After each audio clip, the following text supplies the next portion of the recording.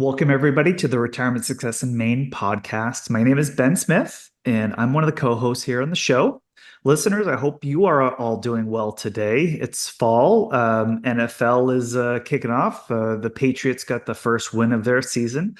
So we're all in a good mood today. But want to hear from you. If you want to be a part of the show, you can always email us at bensmith@guidancepointrs.com. Of course, find us on YouTube, Facebook, LinkedIn. You can reach out to us there.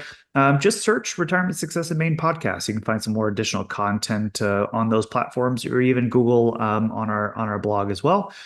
Love to at this time welcome in the Lieutenant Dan to my Forrest Gump, Curtis Wister. How you doing today, Curtis? I'm doing well, Ben. I'm doing well. You teased it. The Patriots somehow squeezed out a win this weekend, so we'll take it. I don't know how many more of those we're going to get, but we got one. So, and just like Forrest Gump, they just ran and ran and ran, right? That's right. That's right. That's going to be the key to success. I'm not sure how I made those two things work, but I just did. We did it. So a few weeks back, we were talking with one of our clients, and one of the things that we of course talk about with financial a lot, right? But one thing that our client was sharing with us is an area they felt powerless was their physical health. Yeah. And specifically, they've been dealing with some chronic pain that, despite their best efforts, seemed to impact their ability to enjoy retirement. And he told us, I never thought I'd have to spend my golden years managing pain and discomfort on a daily basis. Yeah. And that kind of hit us hard, right? As Yeah. you're in that meeting and you're kind of thinking about that. I was like, geez, you kind of work your life to a certain point, and you have resources, and you have time, and now I'm kind of managing pain, and that just doesn't feel like the life I was envisioning. So it really made us realize that for many retirees, they plan for that, they don't really anticipate the physical challenges that can come with aging, especially how to manage chronic pain, and how do you maintain a positive attitude and find purpose when pain just becomes a part of your daily life? Yeah. How do you continue to live a fulfilling and meaningful retirement despite physical limitations? So our goal today is to provide you with the tools and mindset to tackle chronic pain in a way that allows you to continue living an extraordinary life in retirement. So whether you're already managing physical challenges or want to be prepared for the future, we want this episode to really be filled with practical advice and inspiration. That's right, Ben. And like we do on many of our shows, we like to bring in guests. Our guest today is a very sought after speaker who believes in the power of a good story to help inspire and motivate people to lead their uncommon and extraordinary lives. By combining his 12-year cancer journey with his diverse business, athletic, coaching, and hostage negotiation background, he delivers compelling yet relatable presentations for conferences, online events, panels, meetings, and seminars. So our guest speaking topics include how to live your uncommon and extraordinary purpose and the 4 truths to leading a resilient life. In 2020, our guest wrote the book Sustainable Excellence, 10 Principles to Leading Your Uncommon Extraordinary Life.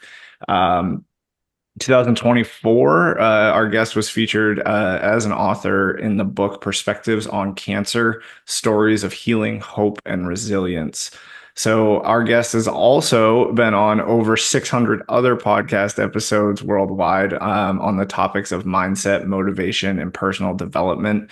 So today on our show, we are honored to have him join us to share his wealth of knowledge and insights on managing and overcoming chronic pain in retirement. So at this time, please join me in welcoming Terry Tucker to our show today. Terry, thank you so much for coming on with us. Well, Curtis, Ben, thanks for having me on. I'm really looking forward to talking with you today. Yeah, Terry, we're really excited about it. And again, I know there's a lot of things that we're going to cover today, but obviously whenever we get to know our guests, we want to just get to know you a little bit in terms of your background and things like that. Love to just hear about your upbringing. And I know we'll get into kind of the career stuff, but just kind of childhood is very formative in terms of how we live our lives and what lessons we learn from our parents. Just want to hear a little bit about that and kind of that kind of start of your story. Sure. So I was very fortunate to have a great childhood, a great upbringing. I am the oldest of 3 boys. You can't tell this from looking at me or from my voice, but I'm 6'8" tall. And I was actually able to go to college at the Citadel in Charleston, South Carolina on a basketball scholarship. I've got another brother who's 6'7", who was a pitcher for the University of Notre Dame's baseball Ooh, team, and then another wow. brother who's 6'6", who was drafted by the Cleveland Cavaliers in the National Basketball Association. And then my dad was 6'5". So we used to joke growing up that if you sat behind our family in church growing up, not a prayer's chance you're going to see what was going on at the front of the church. But our parents taught us the value of family, of loving each other, of caring for each other, of supporting each other. And they used to do what I call divide and conquer parenting. I was like, I would have a game at 5 o'clock on Thursday night at this location, and my brother would have a practice at 5 o'clock on Thursday night at that location. So dad's going with me, mom's going with my brother.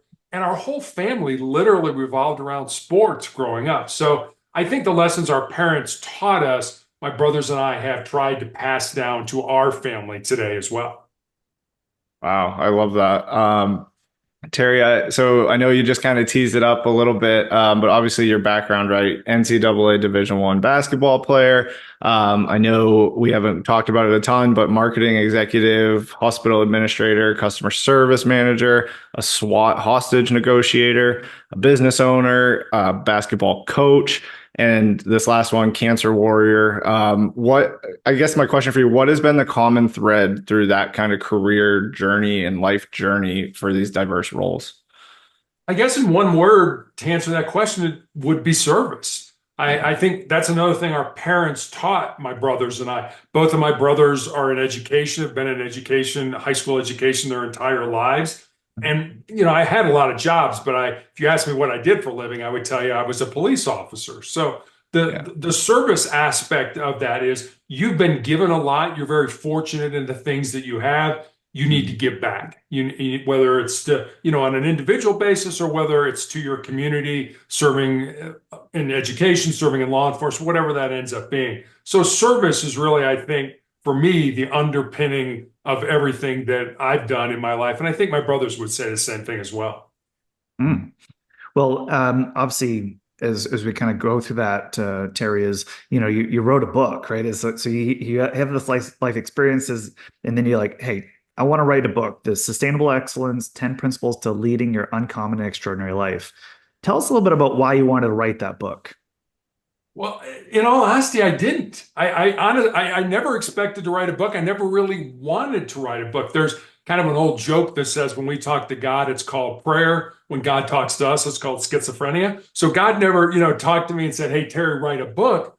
But I think what God did for me, and I think this has happened other times in my life, is that he put enough people in my path that started to make the same suggestion over and over and over. Terry, you should write a book. Terry, you should write a book. And I think I'm smart enough now, or at least wise enough as I get older, to pay attention to that when it happens, that maybe there's something here that I need to focus on. So Sustainable Excellence was really a book born out of two conversations I had. Curtis just mentioned I used to be a high school basketball coach.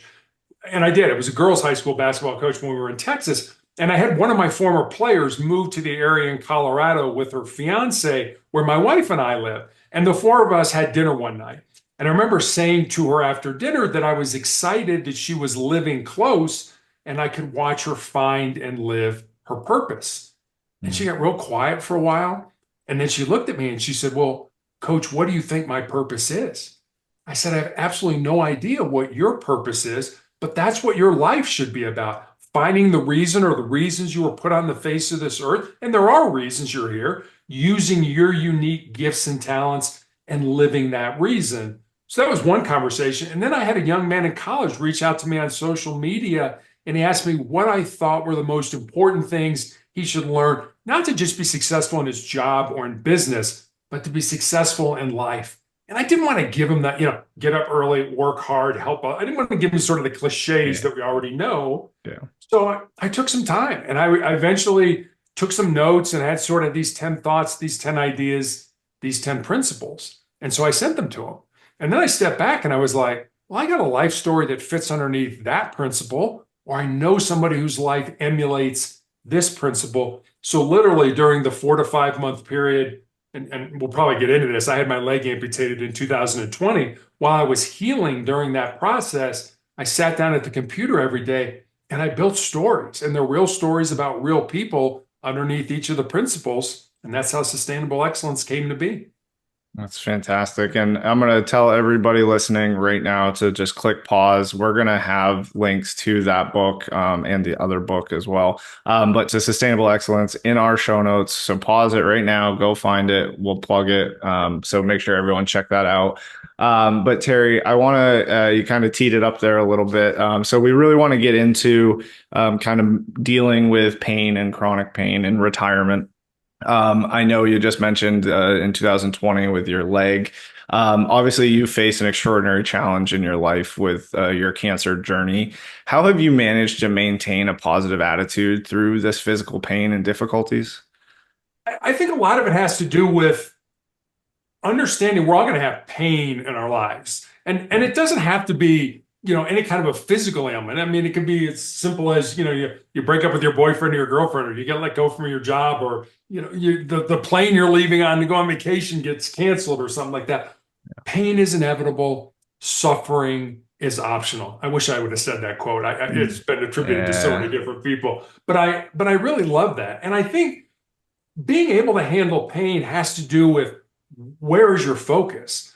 And what's gotten me through this 12 plus year battle with cancer is what I call my 3 F's, which is, for me, has been faith, family, and friends. I have a very deep faith in God, that I have a purpose that I'm carrying out at this point in my life. And I think a lot of times especially when we get older and we retire and things like that, we think, okay, I'm just going to sit on the porch and I'm going to drink pina coladas and it's going to be great. Yeah. And then all of a sudden you realize, okay, this is great for about 2 weeks. And now I'm bored. And my wife is also in the financial services industry and has counseled different people, including my brother, who was like, I want to retire. And the one question my wife always asks these people is, what will you do when you retire? And if they don't have a good answer, then she always says, well, then maybe you ought to put that off until you figure out what you want to do. So I think understanding that wherever you are in your life, you need a purpose. You need to have something that you can commit yourself to, on however long, I want to do it 1 day a week or 5 days a week or whatever it ends up being, but have that purpose in life. And if you do that, and I think you should have it until the day that you die, life all of a sudden gets a lot more fulfilling and you can handle a lot more pain and discomfort. And so following that up, Terry, I guess the question I have, kind of focusing to our audience here, is what specific advice would you give to retirees or people listening to this show who may be struggling with, again, our questions are based around kind of chronic health issues, but really any type of kind of chronic pain, like you said, physical or anything in your life. What kind of advice would you give directly to them to kind of help get through it? I guess I would suggest, don't wait. I mean, just like if you think something's wrong with your body, waiting is never a good thing. Well, maybe it'll go away, or, in 2 weeks from now, things will be good. Now, go see somebody, go see a provider, a professional, and find out what's going on, because it's amazing the things that are out there that are not necessarily drug related. You don't have to, go on Oxycontin or something like that to get rid of your pain. There are other things available. Go find those things. Go see what you can do. The other thing I would tell people, and I recommend this, I don't care what your age is every day of your life, do at least one thing that scares you, that makes you nervous, that makes you uncomfortable, that's potentially embarrassing. It doesn't have to be a big thing, but if you do those small things every day, when the big disasters in life hit us, and they hit all of us, we lose somebody who's close to us, we get let go from our unexpectedly from our job, we find out we have a chronic or a terminal illness, you'll be so much more resilient to handle that pain when it presents itself. Terry, I know that when we did a little pre-show chat and we were kind of going through it, I was really struck by your cancer journey itself. I'd love to just kind of hear kind of you tell that journey and just going from the diagnosis and what you were experiencing. As you said, you're now a 12-year cancer survivor here. Can you just walk us through what that started with, what you had to deal with and in that journey and kind of where you are today? I think that's just really formative for our audience to know. Sure. So 2012, I was a girls' high school basketball coach in Texas, and I had a callus break open on the bottom of my foot, right below my third toe. And initially, I didn't think much of it because as a coach, you're on your feet a lot. Sure. But eventually, after a couple of weeks, it didn't heal. And I made an appointment and went to see a podiatrist, a foot doctor friend of mine. And he took an x-ray and he said, Terry, I think you have a cyst in there and I can cut it out.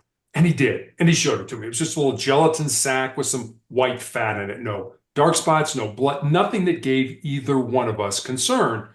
But fortunately or unfortunately, he sent it off to pathology to have it looked at. And then 2 weeks later, I received a call from him. And as I mentioned, he was a friend of mine. And the more difficulty he was having explaining to me what was going on, the more frightened I was becoming until finally he just laid it out for me. He said, Terry, I've been a doctor for 25 years and I have never seen the form of cancer that you have. You have an incredibly rare form of melanoma. And most people think of melanoma as a disease of the skin because you are exposed to the sun. Mine has nothing to do with sun exposure. It's a rare form of a disease that appears on the bottom of the feet or the palms of the hands. Mine obviously appeared on the bottom of my foot.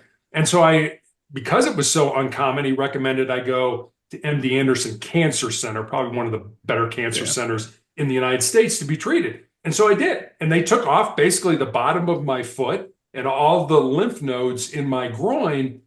And then they told me, well, you should probably get your affairs in order because we have nothing to offer you other than surgery. So you'll probably be dead in 2 years. And I thought, well, you gave me a death sentence. Maybe I can somehow turn that death sentence into a life sentence. And that has started this 12 plus year odyssey that I've been on with all kinds of amputations and medications and all kinds of fun stuff like that. And Terry, I know as part of that journey too, you kind of mentioned that obviously pain was a part of this entire journey, right? And I know that was something that you had shared with me about kind of experiencing pain almost on a daily basis. But as you said, kind of not taking this as a death sentence, but taking it as a life sentence. How did you kind of square the two things? I just because I could see where they're just in conflict with each other. And I could see where it would be really easy to submit and let pain just take over your life and just kind of, just kind of go, my quality of life isn't here and I'm just not going to live with that. And I think your quality of life is what you make of your quality of life. I just finished rereading for I don't know how many time Viktor Frankl's Man's Search for Meaning. And if people who don't know about Frankl, he was a Holocaust survivor. He was in the Auschwitz during World War II. And, it's some of the things he talks about in there, I mean, yes, I faced death, but not the way that those people faced it and the brutality and the things that they had to go over. And it's finding really meaning in your misery is really what it comes down to. What matters to you in life? When I was given that death sentence by those doctors, I always used to say that doctors are kind of like Vegas. They sort of play the odds. They look at you as okay, this is a 51-year-old man in this physical health with this stage of cancer. That equates to, well, you're going to be dead in 2 years. But what the doctors don't know is that you want to see your child graduate from high school, or you want to walk your daughter down the aisle, or you want to play with your grandkids. And that mental aspect of being able to control the pain with your physical body is so incredibly powerful. And I've used that a lot in my life, of being able to control my mind to deal with the pain. So, but the opposite of that is true. I've seen people where doctors have said, hey, you're going to die in 2 years. And literally on the 2-year anniversary date, they die. They take that as gospel. I've never been a human being that basically said, whatever somebody in a white coat with a bunch of initials after their name tells me, that's what I'm going to do. I want my life to be based on the decisions that I made, not on the ones that I didn't make or that somebody else made for me. So Terry, I love that because again, you're talking about the power of mind, right? And how we can kind of force outcomes just by kind of willing it so, right? And I think that's a really important thing where, again, having hope, having goals, having direction in what we're trying to do. So I'd love to just kind of hear a little bit about your thoughts of some practical tips or techniques that, so again, our audience, retirees, pre-retirees, that they can use to keep a positive mindset, especially during those physically and emotionally challenging times? So how can you kind of coach people to what are some things they could do? I think it starts, like I said, with doing uncomfortable things every day. I mean, there's a lot of right now, cold therapy is kind of a big deal. I think the science is still out on whether cold therapy is something that's positive for your body. But I do that every time I take a shower. I turn the water as cold as I can and I run it over my body. And it's uncomfortable. I don't like it. And it's Yeah. not so much that I'm hoping it gives me something, but what it does is allow me to be like, okay, this sucks. I don't Mhm. like this. This is uncomfortable. But if I can do this, then I can deal with, when the stump that I have that's what left of my leg, when it starts, those nerves start to fire and I have no control over it, and it's uncomfortable and it really beats me up. Or when I go to treatment every 3 weeks and I get my medication. So I think it start today. Do something that's uncomfortable. And I'll give you an example. The other day, I hate going to the dentist. And I know hate's a strong word, but I hate going to the dentist. The other day, I picked up the phone and made an appointment for my 6-month cleaning. Oh, that's no big deal. Well, when you hate the dentist as much as I do, It it is is. a big deal. Yeah. Yeah. So those things in your life that you don't like, we tend to avoid them. It's like, no, I don't like that. I don't want to do that. Don't avoid them. Get into it. Just once a day. Whatever it ends up being. Oh, I should go for a walk around the block. Oh, no, I'd rather watch the football game. The Patriots are winning. Hey, they're going to win tonight. We like this. So, watch the Patriots win the football. No, go walk around the block. Do things that are uncomfortable in your body. And I'll leave you with this story. Back in the 1950s, there was a professor at Johns Hopkins University who did an experiment with rats. And he took rats and he put them in a tank of water that was over their head. And he wanted to see how long the average rat treaded water. And the average rat treaded water for about 15 minutes. And just as those rats were getting ready to sink and drown, he reached in, grabbed them, pulled them out, dried them off, and let them rest for a while. And then he took those exact same rats and put them back in that exact same tank of water. And the second time around, on average, those rats treaded water for 60 hours. Now think about that. Whoa. Yeah, 15 Unreal. minutes. It's not like, you're going to flunk a test or, your Yeah. business is going to go under. You're going to die. Your life is going to be over. And the second time around, 60 hours, which taught me two things. And one of you just mentioned it, the importance of hope in our lives, that if we know we're doing the right things, maybe not today, maybe not this month, maybe not even this year, but if we know we're doing the right things, there's a good chance we'll get to where we want to be. And the second thing it taught me, and I've experienced this in my life, is just how much more our physical bodies can handle than we ever thought they could. We give up, we quit, we give in long before our physical bodies do because we listen to our minds. Our minds are like, hey, this hurts, this is uncomfortable, I don't like it, stop doing it. And we listen to them. Think about yourself as a marathon runner. We always hear about marathon runners that they hit the wall, they get to that point, I can't go on. But if they just put one foot in front of the other, if they just keep moving forward, all of a sudden they get that second win. They get that breakthrough. Life is exactly like that. When things are really bad, when you are hurting, keep moving forward. Eventually you'll get that second win. I love that, Terry. And I want to build on this because I know we're talking about that question that Ben just asked, right? Things are getting tough. We're trying to kind of push through. At some point, I think at some degree to all of us, the pain and discomfort we may be experiencing can start to really feel overwhelming, right? We're hitting that wall. It's, the water's coming in over the edge.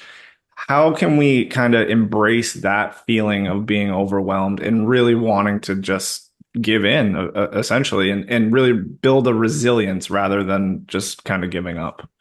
Yeah, I mean, again, I think it's hard that when as you say the water's coming over the edge and you're drowning. Oh, now I'm going to try to buffer myself. I'm trying to Sure. to get myself ready. Get yourself ready now. Yeah. Do those uncomfortable things. One of my good friends, actually a young man who works for my wife, is a former Navy SEAL, and he's kind enough on my off weeks of treatment just to call to check up on me and see how things are going.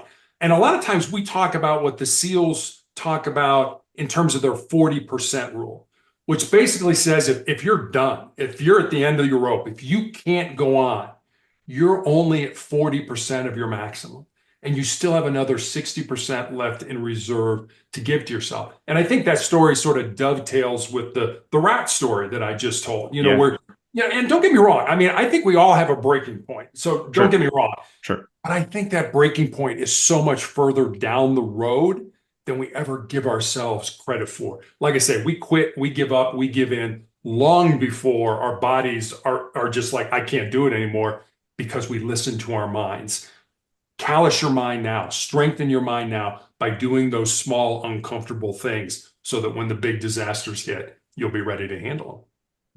So Terry, I love to obviously you kind of talked about that life sentence instead of the death sentence. I want to kind of talk to you about that real quick, because I think one of the things that I think as we're all aging in our lives, doesn't matter where we are, is that we all worry about legacy, right? Is what mark did we leave on this world when we are no longer in it, right? And I think that's a question I think we all start asking ourselves as we continue to age. And I think that so kind of having this question on how can I focus on, and you kind of have this quote of what they weave in the hearts of other people, I think is a quote I've had attributed to, as you say, so that we're ensuring that someone's leaving behind a meaningful impact as part of their legacy. Can you kind of explain that quote a little bit and how you've approached that?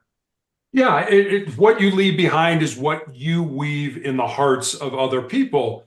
And I remember, and I might sort of botch this a little bit, but Merrill Lynch did a study with people 55 and over, asking him that kind of question. What's your legacy? What does legacy mean to you? And almost 90% of those people said it had nothing to do with the material things that I'm going to leave behind. It had to do with the connections. It had to do with the relationships that I had. And I love Mr. Rogers. Most of us have heard about Fred Rogers, grew up in Pennsylvania, had the television show Mr. Rogers' Neighborhood, and educated so many young people, including me, on public television when I was growing up. When Fred Rogers died in 2003, his family was going through his effects, and they found his wallet. And inside his wallet was a scrap piece of paper on which Mr. Rogers had written 4 simple words: life is for service. I think if you look at your life, and Ben, Curtis, I've seen so many people in my life that feel that they're born empty, and that when they get out of school and they get into life, whatever that looks like for them, that then their job is to fill up their empty self. I've got to make the most money, drive the nicest car, live in the nicest house, have all the latest gadgets and gizmos. And what I found is it's just the opposite. We're not born empty. We're all born full with everything we need to be successful, however you define that word in your life, already inside of us. We just need to find it, pull it out, and use it for our benefit. So I really think that our purpose in life should not be what we get. It should be what we give. So it shouldn't be filling ourselves up. It should be emptying ourselves out with our unique gifts and talents, certainly for the betterment of ourselves, but also for the betterment of our families, of our friends, of our communities, and of our country. And I think when you make that paradigm shift, where it's not what I can get, it's what I can give, all of a sudden your life really opens up and just takes on a whole different meaning, regardless of how much pain and suffering you're going through in your life. Derry, I want to share a quick story with you too, and kind of put a few things that you just said together.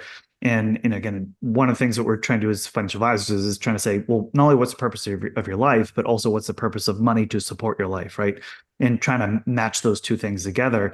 And I had Curtis and I had a client, and he was asking about kind of exploring this, and he kind of asked the question of, I really want to buy a car for my grandchild. Right? He's like, but can I afford it? And is that the best thing to do? And like maybe they should work for it because I had to work for it. And so we chatted. We were having a cup of coffee. We're sitting there, and I said, just picture this.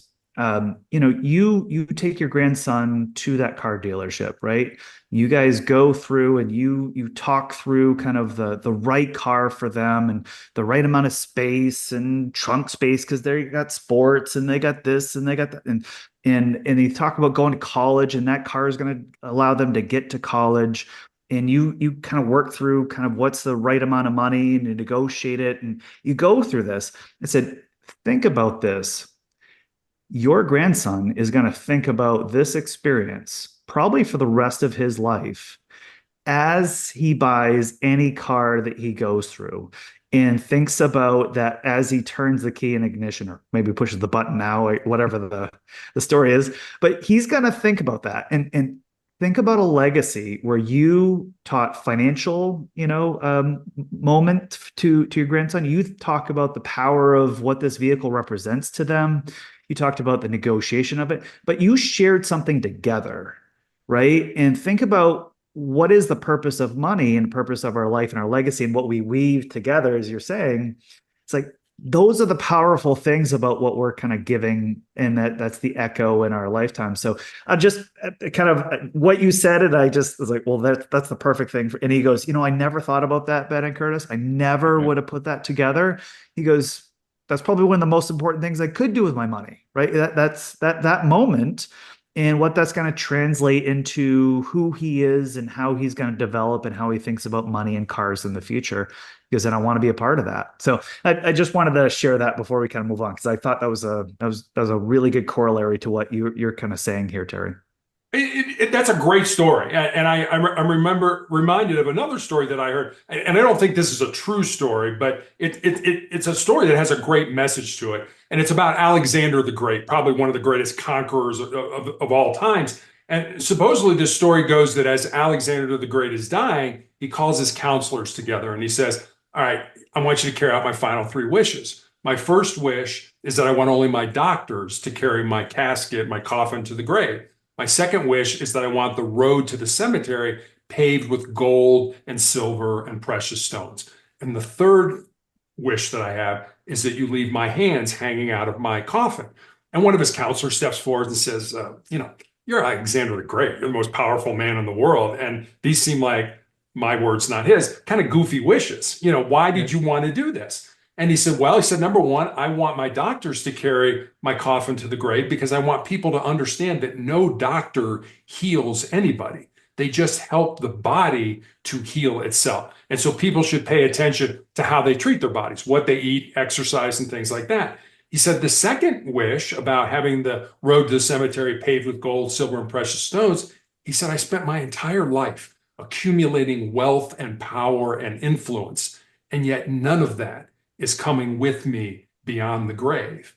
And then he said, the third wish of my hands hanging outside of my coffin, he said, I want people to understand that I came into this world empty-handed and I leave it the same way. And I love that story because I think it talks about, Ben, just exactly what you're talking about. It's not those things, it's those relationships, it's those connections, it's what we teach younger people, the next generation coming up. That's what really makes our life important.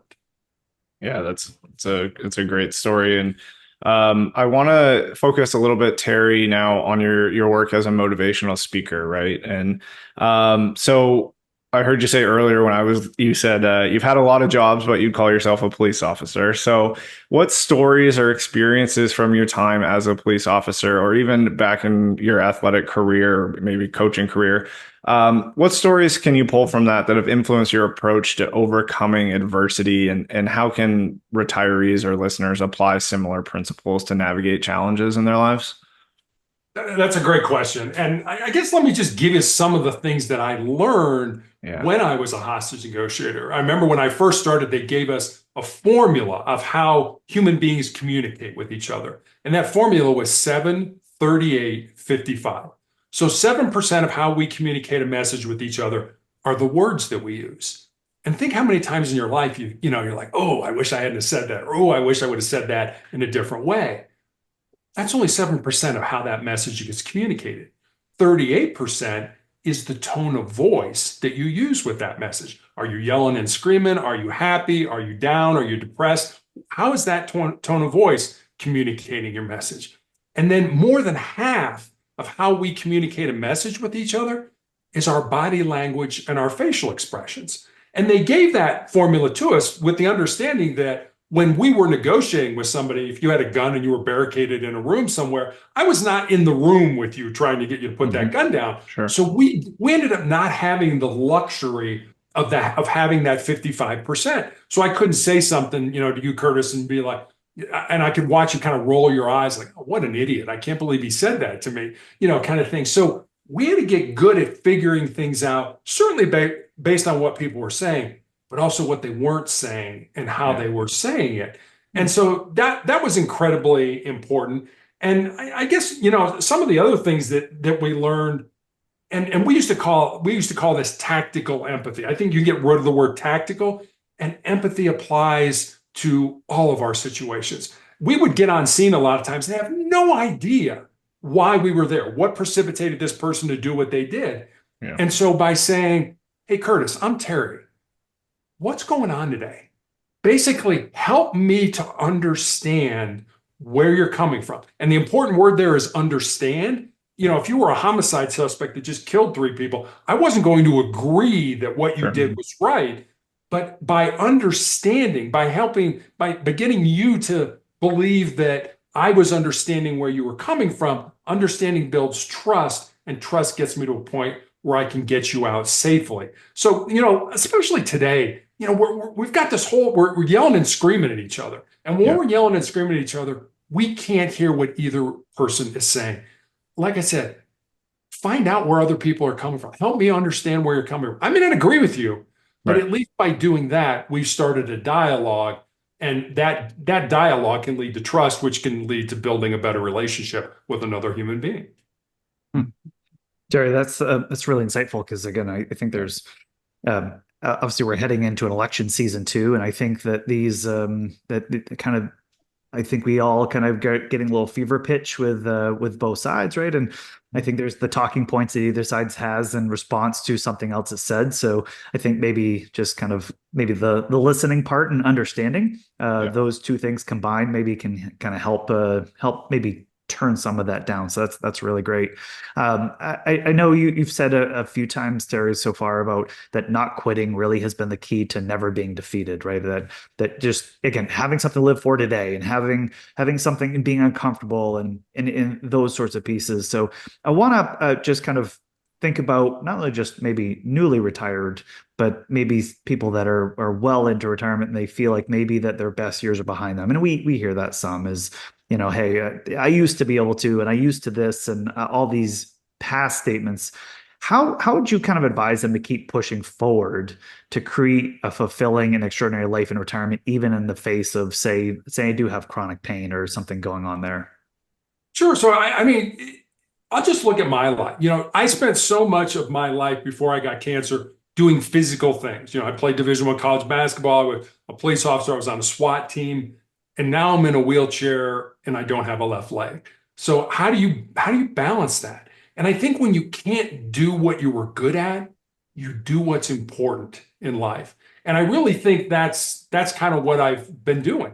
I mean, I always say that I've probably done more living in the 12 plus years that I've been dying of cancer than I've done in my entire life. And I had a pretty good life before I developed cancer. So, I mean, don't think that you get to the end of your life and it's over. I mean, there's nothing I can contribute. I always think back, my first job out of college was in the marketing department at Wendy's International, the hamburger chain, at their corporate headquarters. And I remember the story that Colonel Sanders, Kentucky Fried Chicken, sort of a competitor, Colonel Sanders, Harlan Sanders, didn't start Kentucky Fried Chicken until after he retired.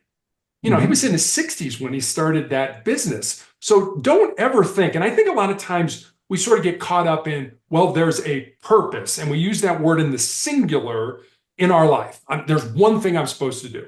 And at least in my life, that word is plural. That word has been purposes. I think when I was younger, my job was to be an athlete, so to speak. And then it was to get into law enforcement.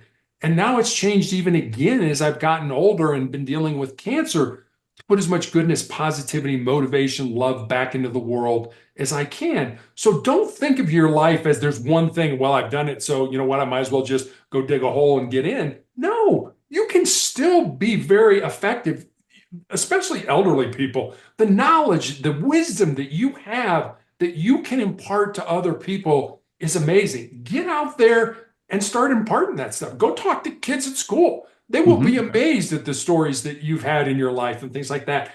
You're not at the end of your life until you're dead. And I always said it, I want to be a lifelong learner. I always want to be somebody that's learning until the very day that I die. You can learn as much from those young people as those young people can learn from you. That's a really great answer, Terry. And I think that's something that everybody listening can take away. And even I think Ben and it's been really encouraging and insightful hearing your answers here. I want to rotate a little bit and talk about your four truths, right? So obviously, those offer a framework for people. How would you adapt these principles, these four truths, to someone entering retirement where physical limitations or health concerns may start to play a bigger role for them? I think we've talked a lot about how important it is to control the mind. And that's really the first truth: control your mind, or it's going to control you. I went to college in a military school in South Carolina called the Citadel. And I remember one year, one of the people we had as president was a man by the name of James Stockdale. And Stockdale had been a prisoner of war. He was a naval aviator, shot down during the Vietnam conflict, and spent 8 years as a prisoner of war in the infamous prisoner of war camp known as the Hanoi Hilton in Vietnam. And I did not spend a lot of time around. He was the president of college. I was just a cadet. But I remember being at an event with Admiral Stockdale. He retired from the Navy as a rear admiral. And somebody asked him, who were the people that survived that torture, that pain, that brutality? And he said, well, let me tell you who didn't survive. He said it wasn't the big, strong, tough guys who thought that they could handle any kind of abuse or torture. And the next thing he said absolutely kind of floored me when he said it. He said the other group that didn't survive were the optimists. He said these were the people that thought they would be rescued or let go by Thanksgiving or Christmas or Easter. And he said Thanksgiving, Christmas, and Easter would come and go and they wouldn't be rescued. And he said those people died of a broken heart. He said the people who survived were the people who understood what they could control, which according to Stockton was basically the thoughts in our mind and the breathing in our lungs. Everything else was the discretion of the enemy, and controlled that. And Curtis, I think where we get in trouble is especially as we get older. Okay, I've got to control all this stuff. I got to have my finances and my health and where I'm going to live and what my grandkids are doing. We've got to control all this stuff. And don't get me wrong, I get into that sort of mindset from time to time. But I think a very simple, a very easy way to deal with that is to just take a piece of paper and write down everything that's bothering you, everything that's worrying you, and then look at that list and cross out everything that you have no control over. Yeah. And what's ever left on that list is something you can work on. The rest of that stuff, let it go. It's nothing you can control. It's driving you crazy. Control the things, deal with the things that you can control.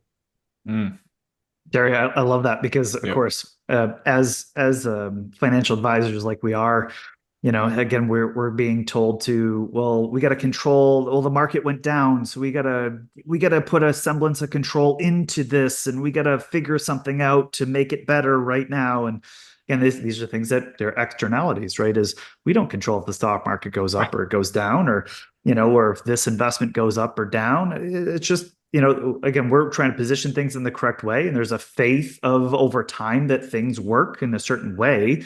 But yeah, that's a really difficult thing because, again, we as advisors are trying to put a structure of something that doesn't, we don't control. Right? We have a semblance of it. We can somewhat control some things, but at the end of the day, we are at the whim of kind of the larger economy and what's happening. So again, even us doing this and trying to translate this back to people that are making the fists together on screen of everything's got to be tightly wound and I got to have everything be locked down to the penny. That's just not the way I think a lot of things kind of work. So I really appreciate that advice there.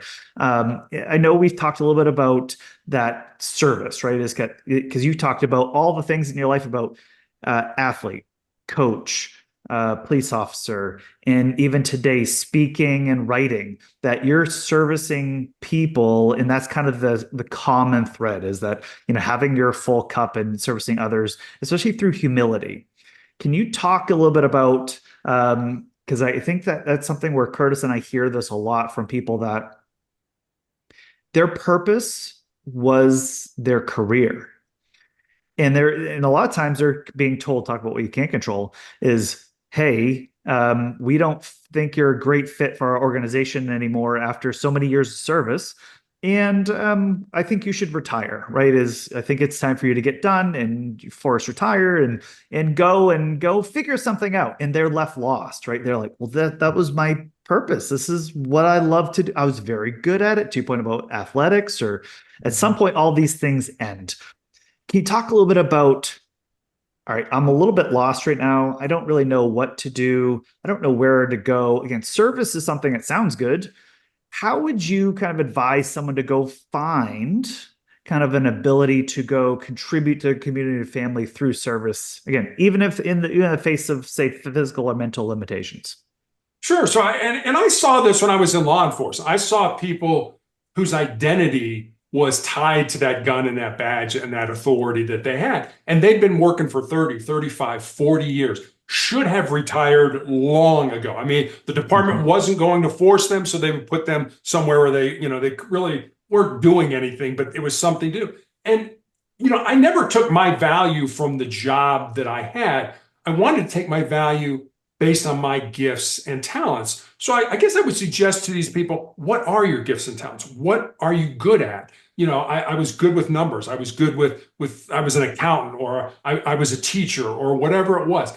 You can translate that skill to so many other things. There are organizations out there that would love to have you, whatever you have the time for, 1 day a week, 5 days a week, 7 days a week, whatever that you wanted to do. My mother never worked a day in her life, except a short period of time where my mom and dad were trying to exercise some stock options that my dad had an opportunity for.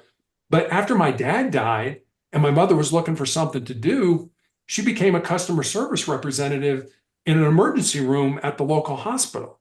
And she got tremendous fulfillment. Even today, as she's got dementia, some of the things that she remembers are the times that she served those people. And it was nothing more than a liaison to, hey, doc, what's the deal? How much longer before this person, can get out of here, or their test results, or whatever it is? It was really just a liaison putting back information back and forth. Any of us could do, I'm not going to say could do that job. Maybe you don't want to do that job, but find those things out there. There are so many people that are desperate for people with your skills, whatever those are, that could help that organization, which in turn could help other people in the community.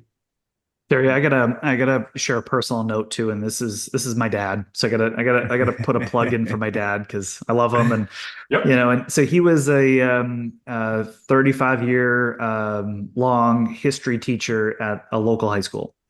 Right. So history's in his blood, right? It's what he knows. So he retires and he's lost. He doesn't know what to do. He's gardening in the summer and he's I don't know. So and I go, geez, Dad, it'd be great you're a social guy, you're extroverted. You should get onto Facebook a little bit and you should kind of connect with people. So he does. He does. And then he starts going, there's these things called these pages. I don't know, so we start exploring pages and he goes, in my local town, no one's really explored the history of my local town. And the name of the town is Kenduskeag. He goes, I think it would be great to do history lessons about what's happened and how it was formed and who did what, and highlight the citizens and their stories and celebrate their achievements and where they've gone and kind of what's happening right now and highlight this. So he made his own Kenduskeag History Tales Facebook page. And people are just plugging into this and they're going, well, so here's a history lesson of the Civil War founder and how he went and was a captain of a local Civil War brigade, right? And so he and here's his impact on the Civil War and there's a local library that has his bayonet and has his gun and it has his uniform there. Boom. So he goes through it. So he goes, so he's now getting this feedback. He's extroverted. He's having conversations with people on a daily basis. He's using his research and finding history of his local town to create pride of citizenship, right? And patriotism, right? So all these kind of things, and you blend together in the puree setting of the blender. And he's like, and I'm in service, right? And I'm in service of this town, and people are from all across the country that are from Kenduskeag. are plugging into this and they're adding their own stories. And it just, you can see it brims him with pride. He loves it. It's like, so I'm sharing that of, to your point about service and finding what I'm good at. And then you put things together, but like, there's no way we would have known he would have made a Facebook page that would have been the thing, right? Sure. Because you have to be open to discovery and being uncomfortable and trying technology that you don't know. And he did all that, and now that's something that every day he looks forward to, and he's finding new things about. So I just wanted to share that with you because I think it really highlights everything you're talking about. And that's a great story. And I think the same thing when I started my website, motivational check. It was 4 pages originally. It took me 4 months. I'm sure my daughter could have done it in 15 minutes. But like your dad, it's like, I don't know about this stuff. I've got to go figure this out. I'm lucky I can turn my cell phone on in the morning, let alone put up a web page. So yeah, I mean, and there's pride in I have grown. I'm a better person because I'm doing this. And I'm also providing a service to people like your dad in the community. And, I'm sure when he walks down around town and stuff like that, it's like, oh, you're the guy who did. Yeah, that's me. There's just, you can just see the pride. I can just see, I don't even know your dad, but I can sort of see his face with that big smile. Like, yeah, I did that. Yeah. That's awesome. Terry, I want to ask a question. This question is something that we've talked about a bunch on this show and in previous episodes, but really want to get your perspective on it. And the one word question, if I could ask it in one word, it's about gratitude, right? So when we're facing these daily pains or limitations, no matter how old we are, honestly, how are you able to find joy and purpose in these small everyday moments, right? And how do you teach people, or how do you speak to people really about how to shift their perspective to really focus on gratitude and positivity while they may be experiencing struggles? That's a great question. One of the nurses that cares for me now is a former hospice nurse. And for those of your audience who don't know about hospice, it's people who take care of others at the end of their life. It's end of life care. And she gave me a book to read. And the book was called Imagine Heaven. And it's a book about people who have near-death experiences. And I learned a lot from the book. But one of the big takeaways that I came away with from reading that book was no matter who the person having that near-death experience saw during that experience, whether it was God or an angel or a saint or a friend or a relative, whoever it was, almost everybody, God asked one question. And that question was, how do you care for my people? In other words, how do we take care of each other? How do we make connections with each other? I mean, Ben, Curtis, 100 years from now, nobody's going to remember you and I, any of us were here. But what they could remember, or what might get passed down, is sort of that ripple effect when you throw a stone into a pond and that ripples out. Those connections you made with other people. I mean, when I go to get my therapy, I mean, I don't want anybody to think you're looking at me right now. There's no S on my chest. You do not have a cape and fly around with magical power. I have bad days. I cry. I get down. I feel sorry for myself. But when I do that, I just look at that and say, okay, I'm looking inward. Woe is me. Look how horrible this is. I feel terrible. I hurt. And I find a very simple way to get over that is to reach out to another human being. Hey, how's it going?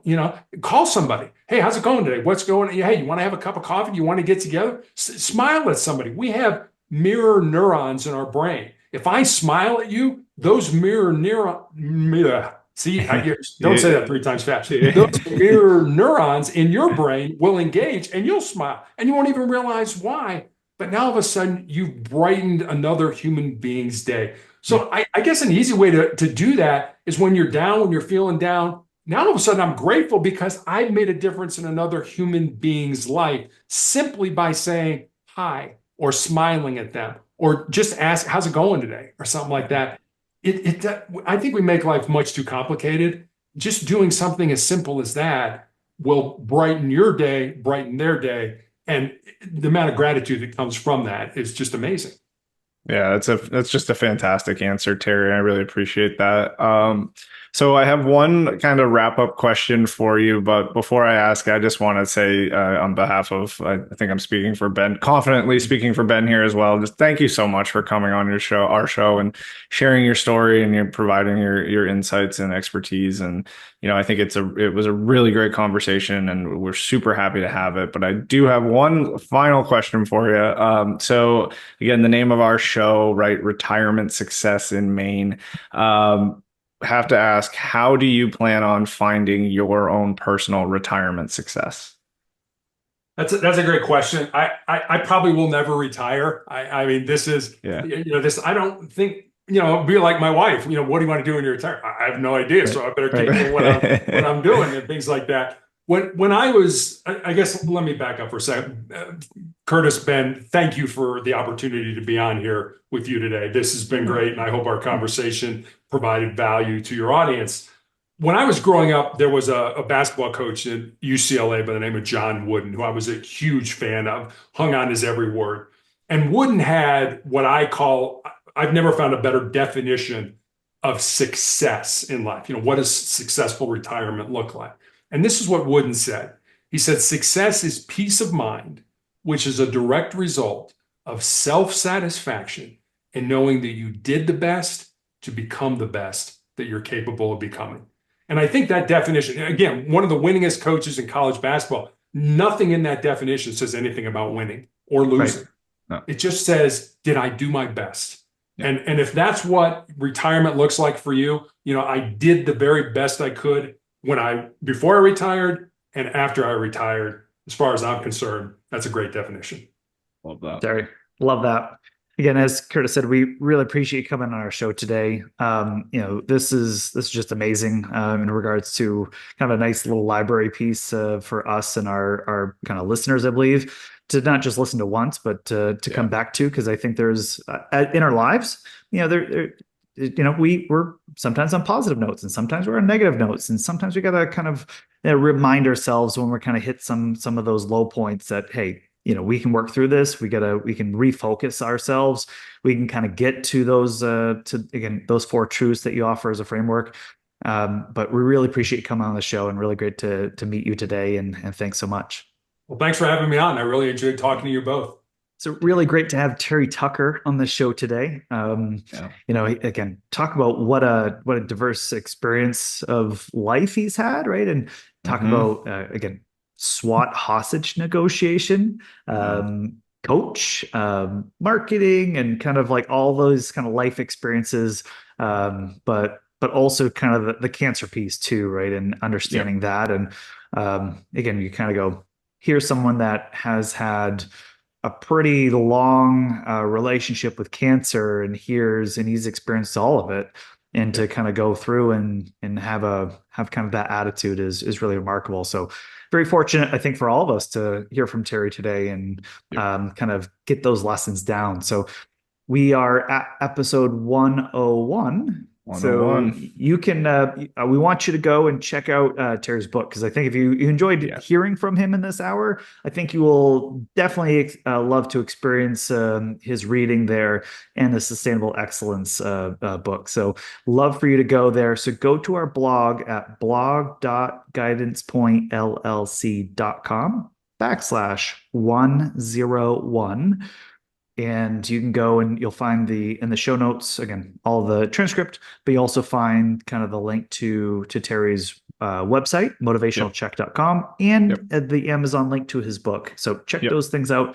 Again, we're very privileged to be in front of you. We really appreciate you listening and tuning in to us. And we'll catch you next time.